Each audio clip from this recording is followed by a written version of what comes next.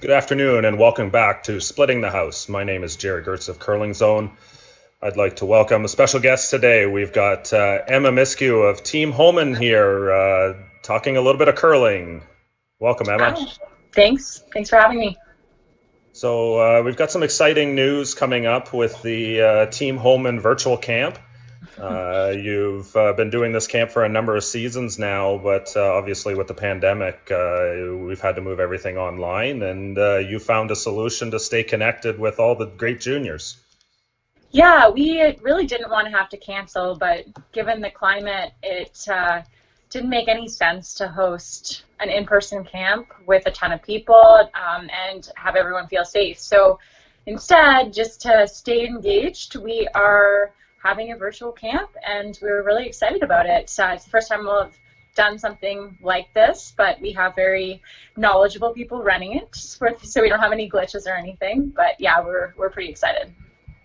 So tell us a little bit about the camp. I know it goes back, I think you were saying this is your fifth year now, and you know, I really think it's amazing to see. I remember being that age and watching some of the top curlers. I still have a memory of going to watch the Ontario Tankard, and John Quadja signed my hat.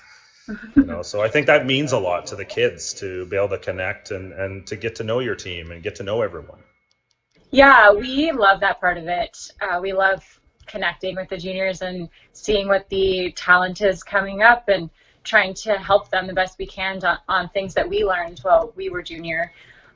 So we have some components. So normally when the kids come in person, we do technical, and that's a big part of it, and technical of throwing and technical of sweeping. And we also do physical training. So we're going to combine that and do the mechanics and technical virtually, and teach kids how they can become really good technically without that in-person connection with us, but also show the at-home workouts that you can do in order to be the best technically throwing and sweeping. So we're trying to integrate everything and that's one of the nights, and another night we're doing strategy, which is also something that we do in person at the camp. So we'll just be doing a strategy session virtually, and then the other day we're doing a team dynamics mental training compilation. So how you can, one, get the best out of your teammates by knowing who they are, and also just mental training, getting to know yourself and how to be the best that you can out there. And we should have a mental training special guest with us that night. So we're really excited. We hope that the kids are excited too, because we're looking forward to it. Yeah, I think the topics that you guys are covering is something that I know I wish I knew when I was that age. You know, it's kind of that thing where, right? You know, that idea where, you know, being able to identify that different players do different things. And yeah. So, yeah, it's amazing. And the connection that you have with the kids, what you're building there is something that I think sets up the future of the game really well, too.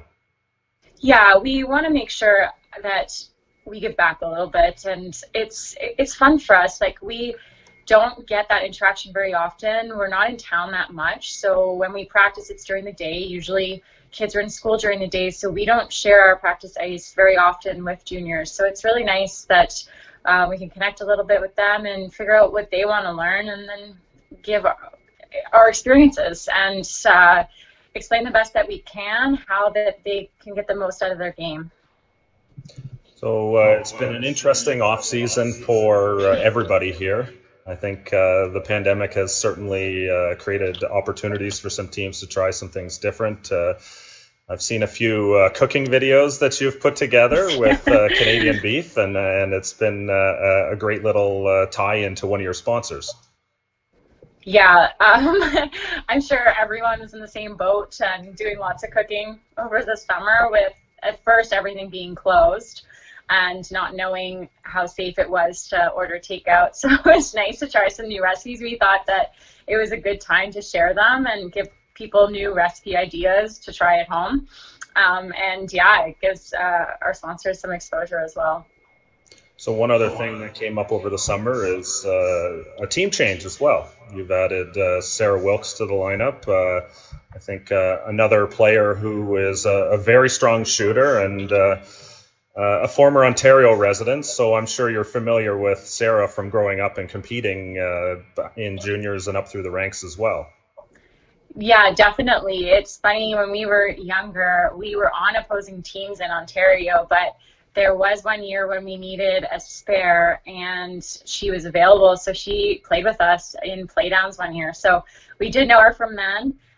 We were friends at the time through juniors, and then she moved out west, and we saw her around, but hadn't really seen her for a bit. And then she started playing with Chelsea Carey's team, and so she was on tour quite a bit more, and she's a great player. She fits in great. It's really, we're quite looking forward to competing. Hopefully nothing gets shut down and we get to compete, but it's been good so far. Yeah, so that's setting up the upcoming season, trying to figure out where to put the team together on ice somewhere. Obviously, the challenge for you is that the team is spread out across the country. So with restrictions, it's certainly a little challenging to get together. Yeah, luckily between Ontario and Alberta right now, there aren't as many restrictions just there. I know some other provinces have either completely shut down or they have really crazy quarantine rules. When I'm at home, I am incredibly safe. I order my groceries to my door. I wear a mask. I am already, before all this happened, very hygienic and almost germaphobe person. So I'm doing everything I can to stay safe. And then when I travel out there, to be honest, the planes are very safe right now. They have great measures in place. Everyone is in the same boat. Everyone wants to stay safe. So it doesn't feel as scary as I thought it would. I mean, it's the same anywhere you go with the virus. The way it is, you can catch it outside just being standing too close to somebody, or you can get it somewhere a little more obvious. But we're just all trying to do our part here to stay safe and also compete, and that's a hard balance, but we're going to do our best. Yeah, we're hoping to see you on the ice Thanksgiving weekend at the Stu Sells Toronto Tankard, hosted by the KW Granite Club. Have to thank the KW Granite Club for stepping up and kind of becoming a bit of a hub for Ontario curling right now. For sure. We're really happy. We were so excited when we heard that event was going to run. We're still, fingers crossed, hoping that nothing goes poorly from now until then. We were really happy and excited to go. So we're looking forward to it. And thank you to everyone who was part in getting that going, because I know that we all just want to play. It's been a long break, and we're all anxious to get out there. Yeah, we're certainly going through a lot of the discussions around the game right now. The increase in numbers in Ontario and the restrictions that are being put back in place. We're certainly trying to make sure that we follow all guidelines and go above and beyond. One of the things we're implementing is the COVID Alert app that put out by the government, that all the players will be are mandated to download that and to use that. Things like masks, and we're still trying to determine whether we go to a full mask mandate on ice or not. But I think after doing the mixed doubles on the weekend, we saw how it works. There's spacing. I think when everybody is cognizant of what we have to do, the curlers just want to play, and that seems to be the case. Yeah, for sure. And as much as I'm sure a lot of people in the same boat that wearing masks isn't ideal, we all know, if it comes to competing or wearing masks, we're all going to put the masks on. It's a no-brainer. It's safe. It makes everyone else feel safer, and you get more used to it every time. It is different, but it's our new normal right now, so that's what we got to do.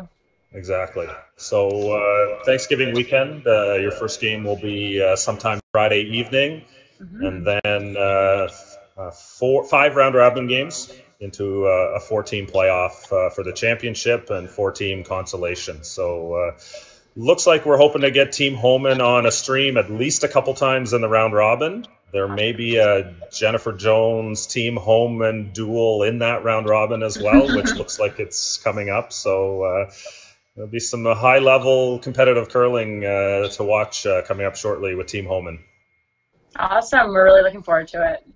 Thanks a lot, Emma. I really appreciate your time joining us today. And just for anybody, if you're looking for the Team Homan Virtual Junior Camp, search out Team Homan on Facebook, and be sure to reach out for the links and the details and get in there, because these camps are amazing. The opportunity to get your kids in front of these elite curlers, you will learn a ton. Anyways, thanks, Emma. And Thank you. hopefully we'll see you at Thanksgiving. Sounds great.